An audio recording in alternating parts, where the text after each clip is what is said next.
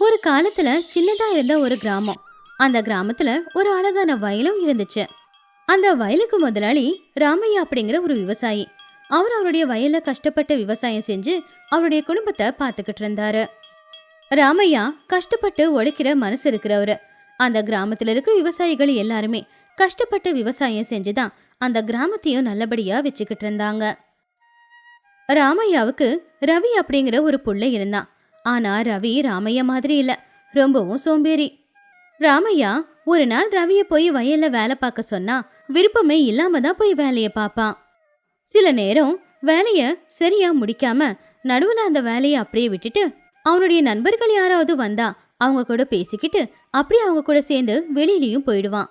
கஷ்டப்பட்ட வேலைய பார்க்கலாம், அப்பாவுக்கு உதவியா இருக்கலாம் அப்படிங்கிற எண்ணம் ரவியோட மனசுக்குள்ள எப்பவுமே வந்ததே இல்ல.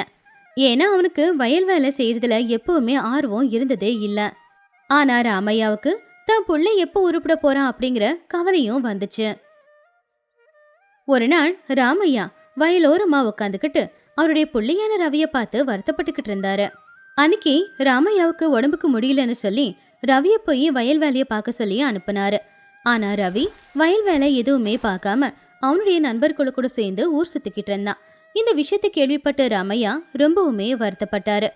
இப்படி சோம்பேறியா இருக்கிற தன்னுடைய புள்ளைய எப்படியாவது மாத்தியாகணும்னு அவன்கிட்ட இதை பத்தி பேசலாம் அப்படின்னு சொல்லி வீட்டுக்குள்ள இருந்த ரவிய வெளியில திண்ணக்கிட்ட வர சொன்னாரு. ரவியும் வீட்டுக்குள்ள இருந்து வெளியில வந்தான். என்னப்பா கூப்பிட்டியா? அப்படின்னு ராமையா பக்கத்துல வந்து உக்காந்தான். ரவி, நம்ம குடும்பம் இந்த வயலை தான் நம்பி இருக்கு. அந்த வயல்ல நீ ஏன் வேலை செய்ய மாட்டேங்கிற? அப்பா, எனக்கு வயல் வேலை செய்ய பிடிக்காது. ஏன்னா அந்த வேலை ரொம்ப கஷ்டமான வேலைப்பா அப்படின்னு ரவி அவங்க அப்பா கிட்ட சொன்னான். அதை கேட்டு ராமையா என்னடா இவன் இப்படி பேசுறானே அப்படின்னு சொல்லி வருத்தப்பட்டு ரவி கிட்ட இப்படி சொன்னாரு. இந்த அளவுக்கு சோம்பேறித்தனம் இருந்தா உன்னால வாழ்க்கையில முன்னேறவே முடியாது. உன்னால இந்த வேலையை செய்ய முடியாது, கஷ்டமா இருக்குன்னு சொல்றியே, இது சுத்தமா சரியில்லை அப்படின்னு ராமையா கோவமா சொன்னாரு. அதை கேட்டு ரவிக்கும் ரொம்ப கோவம் வந்துச்சு. ஆனா அவங்க அப்பா சொன்னதுக்கு எந்த பதிலும் சொல்லவே இல்லை. அவங்க அப்பாவை நிமிந்து கூட பார்க்கவே இல்லை. இதை பார்த்து ராமையாவுக்கு மனசுக்குள்ள பயம் வந்துச்சு. தான் புள்ளை இப்படியே இருந்தா அவன் வீணா போயிடுவான், நிச்சயமா வாழ்க்கையில உருப்பிட மாட்டான், அவன் உருப்படுறதுக்கு நாம ஏதாவது பண்ணியாகணும் அப்படின்னு ராமையா யோசிச்சாரு. ஒரு நாள் சாயந்தர நேரம் ரவிய பார்த்து ராமையா இப்படி சொன்னாரு. ரவி, நம்ம வயலுக்கு கீழே ஒரு பெரிய புதையல் இருக்காண்டா. அதை கேட்ட உடனே ரவிக்கு ரொம்பவும் ஆசையாயிடுச்சு. அப்படியாப்பா?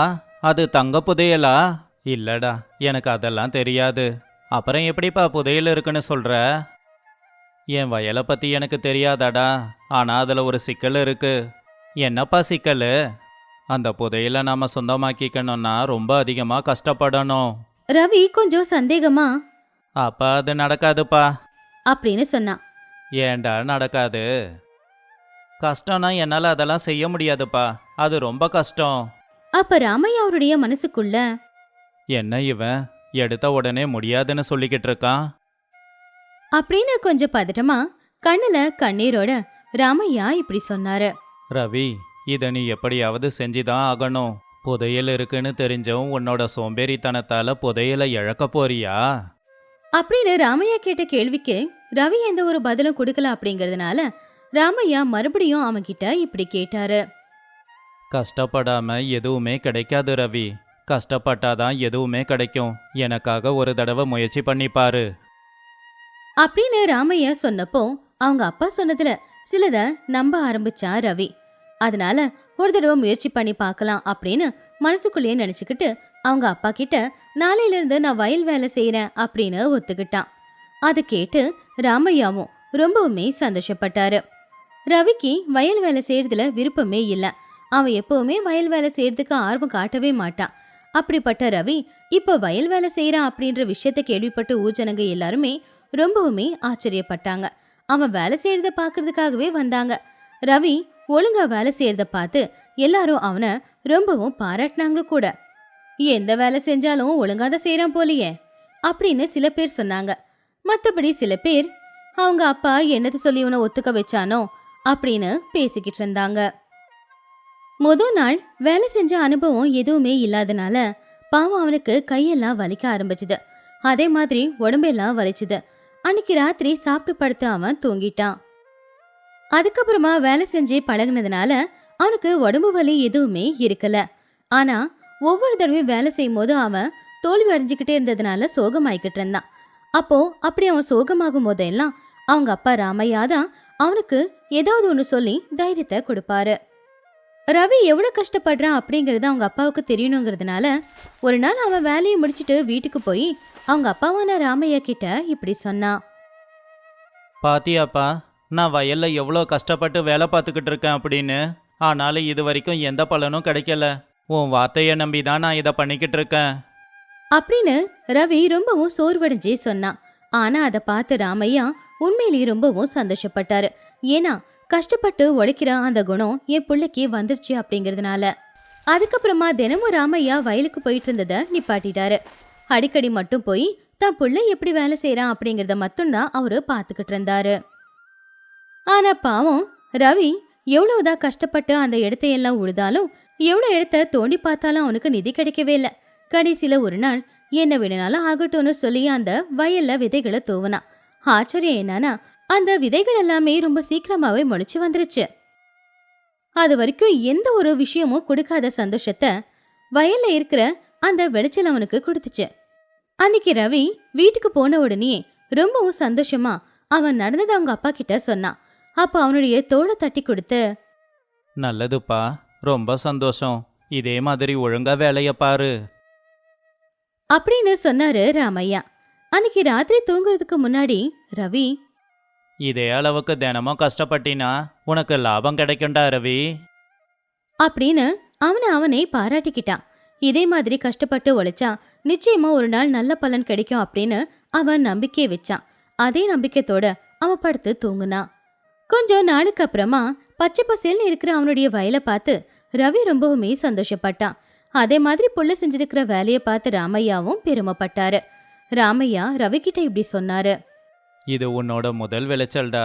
உன் கஷ்டத்துக்கான பலன்தான் இது அப்படின்னு புள்ளையோட தோளை தட்டி கொடுத்து சொன்னாரு ராமையா. அப்பா தன்னை பார்த்து பெருமைப்படுறத பார்த்து ரவியும் ரொம்பவுமே சந்தோஷப்பட்டான்.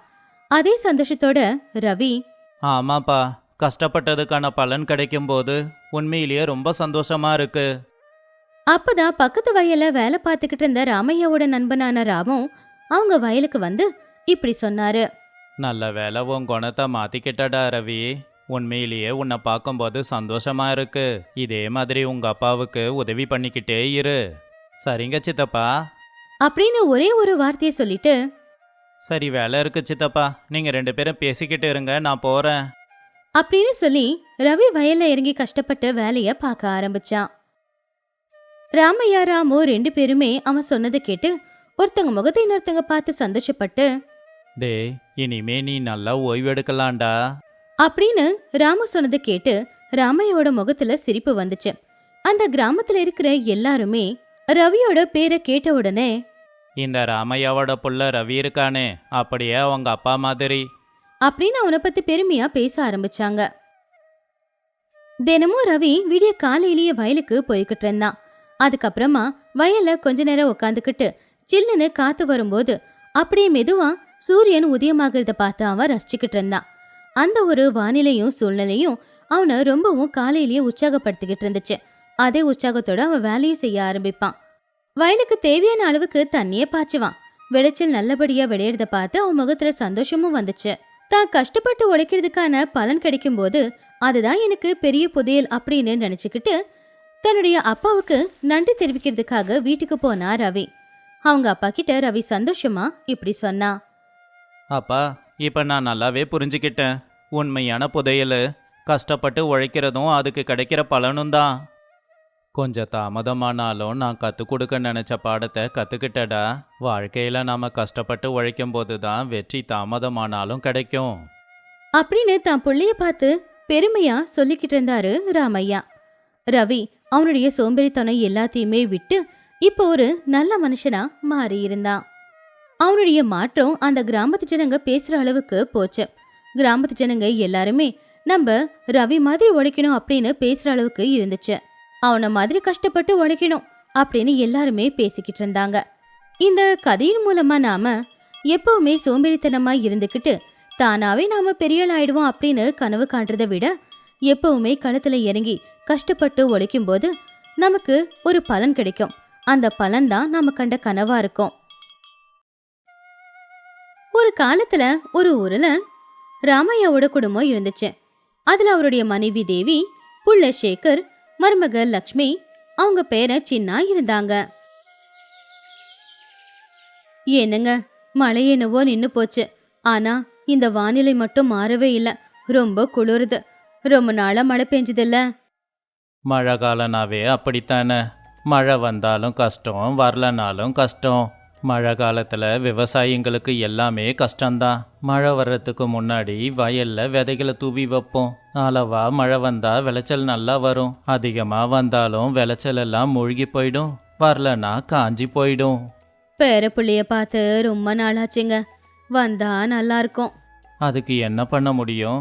பிள்ளைக்கு வேலையோ பட்டணத்தில் இருக்கு. இங்க வந்து என்ன பண்ண போறாங்க? முழுசா இங்க இருக்க முடியாது, உண்மைதான். ஆனா அடிக்கடி நம்மள பார்த்துட்டு போறாங்க. ஆனா அதிக நாட்கள் இங்க தங்க மாட்டேங்கிறாங்களே. அவங்க அதிக நாட்கள் தான் இங்க தங்குறாங்க. ஆனா உனக்கு தான் அது பத்த மாட்டேங்குது. வேற எதுவும் இல்லை. என்னங்க பண்றது? தாய் பாசம் அப்படிப்பட்டது. ஒருவேளை நம்ம பேரன் இந்த மழையில நம்ம கூட இருந்திருந்தா சந்தோஷமா இருந்திருப்பான். என்னதான் அவங்க பட்டணத்துல இருந்தாலும் கிராமத்துல கிடைக்கிற இந்த சந்தோஷங்களை அவங்க இழக்கறாங்க. ஆமாங்க, நீங்க சொல்றது உண்மைதான். நம்ம புள்ள சேகரும் மழையில ஆத்துல போய் எவ்வளவு சந்தோஷமா விளையாடிக்கிட்டு இருப்பான். வேண்டான்னு சொன்னாலும் கூட அவன் கேட்கவே மாட்டான். அவனால மட்டும் என்ன பண்ண முடியும் சொல்லு? இந்த மழை காலத்துல ஆறு, குளம், குட்டை எல்லாம் தண்ணியால நிறைஞ்சி வழியும். இந்த வயசான காலத்துல எனக்கே அந்த தண்ணியில நீச்சல் அடிக்கணும்னு தோணும்போது சின்ன பையன் அவனுக்கு தோணாதா? இந்த சின்ன சின்ன சந்தோஷம் எப்பவும் ஞாபகம் இருக்கும். ஆனா இப்ப அது யாருக்கும் தெரியல. அப்பதான் அந்த பக்கமா வந்த பீமையா ராமையா கிட்ட இப்படி சொன்னான். சரியா சொன்ன ராமையா. இந்த காலத்து பசங்களுக்கெல்லாம் இந்த கிராமத்தோட அருமை எங்க தெரியுது? அப்பெல்லாம் மழை காலத்துல கிராமம் கலகலப்பா இருக்கும். அவங்களுக்கு பிடிச்ச சாப்பாட்டை எல்லாரும் சமைச்சு சாப்பிடுவாங்க. ஆமா ஆமா, சமையல்னு சொல்லும் போது தான் ஞாபகம் வருது. என் பொண்டாட்டி மீன் குழம்பு ரொம்ப நல்லா செய்வா. அதை சாப்பிட்றதுக்காக நானும் என் பிள்ளையும் காத்துக்கிட்டு இருப்போம். அதுவும் இந்த மழை காலத்துல கிடைக்கிற மீனை வச்சு செஞ்சா குழம்பு ரொம்ப நல்லா இருக்கும். அதை நீ மறந்தாலும் நான் மறக்க முடியாதே. ஏன்னா உங்களுக்கு முன்னாடியே வந்து தட்டுக்கு முன்னாடி நான் உக்காந்துக்கிட்டுல இருப்பேன். ஆமாங்கண்ண, எங்க சேகருக்கு நான் சமைக்கிற மீன் குழம்புனா ரொம்ப பிடிக்கும். அவன் இப்ப இருந்திருந்தா நல்லா இருந்திருக்கும். நானும் சமைச்சு கொடுத்துருப்பேன். அப்படின்னா எங்களுக்காக சமைக்க மாட்டேன்னு சொல்றியாமா? ஐயோ, அப்படிலாம் இல்லை அண்ணன். இன்னைக்கு எங்க வீட்டுல சாப்பிட்டுட்டு அப்புறமா போலாம். ஏங்க, போய் மீன் பிடிச்சிட்டு வாங்க. அவனுக்கு எதுக்குமா அவ்வளோ கஷ்டம்? நானே பிடிச்சிக்கிட்டு வந்துட்டேன். உண்மையை சொல்லணும்னா மழை வந்தப்பவே நீ வைக்கிற மீன் குழம்பு ஞாபகம் வந்துடுச்சு. அதனால தான் உடனே ஆற்றுக்கு போய் மீனை பிடிச்சிட்டு வந்தேன். இதை வச்சு சமைச்சு கொடுமா. பீமையா அப்படி சொன்னதை கேட்டு அவங்க 3 பேருமே சிரிச்சுக்கிட்டு இருந்தாங்க. 2 நாள் போச்சு. அப்போ ஒரு நாள் ராமையாவோட வீட்டு வாசல்ல ஒரு மாட்டு வண்டி வந்து நின்னுச்சு.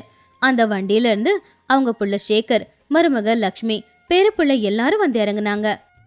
என்னங்க என்னங்க, கொஞ்சம் வெளியில வாங்க. அட என்னப்பா, சொல்லாம கொள்ளாம வந்திருக்கீங்க. சரி, காலை கழுவிட்டு உள்ள வாங்க. அப்பா, இவன் தொல்லை தாங்க முடியலப்பா. தாத்தா ஊருக்கு போகலாம், தாத்தா வீட்டுக்கு போகலான்னு எங்களை போட்டு படுத்தி எடுத்துட்டான். அதனால தான்ப்பா சொல்லாம கொள்ளாம உடனே கிளம்பி வந்துட்டோம். பரவாயில்லப்பா, எனக்கு இப்பதான் ரொம்ப சந்தோஷமா இருக்கு. ஏன்னா அவன் அடை பிடிச்சதுனால தானே உங்களை என்னால பார்க்க முடிஞ்சது. என் பேரப்புள்ள சொக்க தங்கம். அட நீங்க வேற இருங்க அத்தை. என்ன நடந்துச்சு தெரியுமா? 2 நாளைக்கு முன்னாடி நான் மீன் குழம்பு சமைச்சு கொடுத்தேன் உங்க புள்ளைக்கு. அதை சாப்பிட்டு பார்த்துட்டு என்ன இருந்தாலும் எங்க அம்மா சமைக்கிற மாதிரி இல்ல அப்படின்னு சொன்னாரு. அதுக்கு நான் ஓஹோ அவ்வளோ நல்லா செய்வாங்களா அப்படின்னு கேட்டேன். செய்வாங்களா? என்ன செய்வாங்க? அவங்க செய்யற மீன் குழம்பு சாப்பிட ரொம்ப நல்லா இருக்கும் அப்படின்னு சொன்னதை இவன் கேட்டான். அவன் சும்மா இருப்பானா? உடனே பாட்டி கையால் செஞ்ச மீன் குழம்பை சாப்பிடணும்னு அடம் பிடிக்க ஆரம்பிச்சிட்டான். எனக்கும் அந்த மீன் குழம்பு சாப்பிடணும் போல இருந்துச்சு. அதான் உடனே கிளம்பி வந்துட்டேன். சரி விடுடா, அதான் வந்துட்டீங்கல்ல. நான் என் பேரனை கூட்டிட்டு ஊர் சுத்த போகிறேன். நீ போய் உன் நண்பர்களை பாரு. ஆமாப்பா, நான் கூட போய் ஊர் சுற்றி பார்க்கணும். ஏன்னா இந்த ஊரில் எனக்கு நிறைய ஞாபகங்கள் இருக்கு. நான் பள்ளிக்கூடத்தை விட்டுட்டு வீட்டுக்கு வந்து விளையாண்டுக்கிட்டு இருந்தா கூட நீங்கள் என்ன திட்ட மாட்டீங்க. அந்தந்த வயசில் அனுபவிக்க வேண்டிய சந்தோஷத்தை அந்தந்த வயசில் தாண்டா அனுபவிக்கணும். காலம் போனால் திரும்ப வராது. அடுத்த நாள் பீமையா ராமையாவோட வீட்டுக்கு வந்தாரு. என்னப்பா சேகரு, எப்படி இருக்க? நான் நல்லா இருக்கேன் மாமா. ஆமாம், நான் வந்தது உங்களுக்கு எப்படி தெரியும்? உங்கள் அப்பா சின்னாவை வயலில் கூட்டிகிட்டு போனப்பவே பார்த்தேன்டா. உடனே தெரிஞ்சுக்கிட்டேன் நீ வந்திருக்கன்னு. ஓஹோ, அப்படியா மாமா? சரி, கையில் என்ன மாமா பையே? அது நிச்சயம் மீனாக தான் இருக்கணும். எதை வச்சுடா சொல்கிற நீ? எனக்கு தெரியாதா என் பொண்டாட்டி வைக்கிற மீன் குழம்பு உனக்கு எவ்வளோ பிடிக்கும்னு? அது இல்லாமல் சேகர் வந்ததையும் தெரிஞ்சுக்கிட்ட. ஏதோ ஒரு காரணம், மீனை பிடிச்சி கொண்டு வந்து குழம்ப சாப்பிட்டே ஆகணும், அதானே? ஆமாம் ஆமாம், நீ புத்திசாலி தாண்டா ராமையா, நான் ஒத்துக்கிறேன். அப்படி பீமையா சொன்னதை கேட்டு எல்லாருமே சிரிச்சுக்கிட்டு இருந்தாங்க. சரி விடுடா, நேற்று சின்னாவை பார்த்து ரொம்ப சந்தோஷப்பட்டேன். அந்த வயலுக்கு நடுவில் தாத்தாவோட கையை பிடிச்சிக்கிட்டு விளையாண்டுக்கிட்டு போய்கிட்டு இருந்தான். பார்க்க நல்லா இருந்துச்சு. என்னங்க, புஜ்ஜிக்கு ரொம்ப சளி பிடிச்சிருக்கு. அது மட்டும் இல்ல, நேத்து மழையில நனைஞ்சதுல அவனுக்கு கொஞ்சம் ஜுரமும் அடிக்குதுங்க. எதுக்கு தேவி இவ்வளோ பதட்டமாகற? சின்ன வயசுல சேகருக்கு ஜுரம் வந்தா என்ன பண்ணுவ? மிளகு கசாயம் போட்டு கொடுப்பேன். அப்படின்னா இப்பவும் அதையே பண்ணு. பதட்டத்துல நான் மறந்துட்டேங்க. அவனுக்கு உடம்பு முடியலன்னு சொன்ன உடனே பயமாயிடுச்சு. அதான் எல்லாத்தையும் மறந்துட்டேன். பேர பிள்ளையாச்சே, அவ்வளோ பாசம் இல்லாமல் போயிடுமா? சரி தங்கச்சி, உன் பேர மேலே இருக்கிற பாசத்தில் எனக்கு மீன் குழம்பு வைக்காம விட்டுடாத. டேய், நீயும் உன் மீன் குழம்பும். அதான் மீனை கொண்டு வந்துட்டியே, அவ சமைச்சு கொடுப்பா, நீ கவலைப்படாத. அதை கேட்டு பீமையாவும் சரிடான்னு சொல்லி சிரிச்சுக்கிட்டு இருந்தாரு. பீமையா கொண்டு வந்த மீனை போட்டு தேவி அம்மா எல்லாருக்கும் குழம்பு வச்சு சாப்பாடு பரிமாறினாங்க. ஆஹா தங்கச்சி, இந்த மீன் குழம்ப நீ வைக்கிற மாதிரி வேற யாரும் வைக்க முடியாது. போதும் நீ பாட்டுடா, சொன்னதையே எத்தனை தடவை சொல்லுவ? முந்தா நேத்து தானே சொன்ன. உனக்கு என்னடா, நான் என் தங்கச்சியை பாராட்டனா உனக்கு ஏன் பொறாமையா இருக்குது? சமைச்சா இப்படி தான் சமைக்கணும், சாப்பிட்டா இந்த மீன் குழம்ப தான் சாப்பிடணும். நீங்க சொல்றது உண்மைதான் மாமா. எப்பவுமே மழை பெய்யும் போது அப்பா ஆத்துக்கு போய் இந்த மாதிரி மீன் பிடிச்சிட்டு வந்து கொடுப்பாரு. அந்த மீனை வச்சு அம்மா மணக்க மணக்க குழம்பு செஞ்சு சுட சுட சாப்பாட்டோட சாப்பிட கொடுப்பாங்க. சாப்பாடு அவ்வளோ அருமையா இருக்கும், அதையெல்லாம் மறக்கவே முடியாது. இப்போ மட்டும் என்னடா, என் மருமக பேரப்புள்ள எல்லாரும் இருக்காங்க. இந்த ஞாபகத்தையும் எப்பவும் மறக்க மாட்டோம். அப்போ என்ன இந்த குடும்பத்தை சேர்ந்தவனா நினைக்கலையா? இது எனக்கு ரொம்ப பெரிய அவமானம். நான் கிளம்புறேன்டா. அப்படின்னா கிளம்புடா, நான் சாப்பாடு சாப்பிட்டுட்டு அப்புறமா போகிறேன். ஆனால் இதுக்கப்புறம் இந்த பக்கம் வரமாட்டேன். மீன் கிடைச்சா மட்டும்தான் வருவேன். அப்படி பீமையா சொன்னதை கேட்டு எல்லாருமே சிரிச்சாங்க. இந்த கதையில இருக்கிற நீதி என்னன்னா, நாம பொழப்புக்காக எங்க வேணும்னாலும் போகலாம். ஆனா நாம பிறந்து வளர்ந்த ஊரு, அங்க இருக்கிற ஞாபகங்கள், உறவுகள், பாசம், அப்பா அம்மா, இது எதையுமே நம்மளால மறக்க முடியாது. நாம அந்த காலத்துல என்ன சந்தோஷத்தை அனுபவிச்சோமோ அத முடிஞ்ச வரைக்கும் நம்ம குழந்தைங்களுக்கு கொடுக்க வேண்டியது நம்மளுடைய கடமை.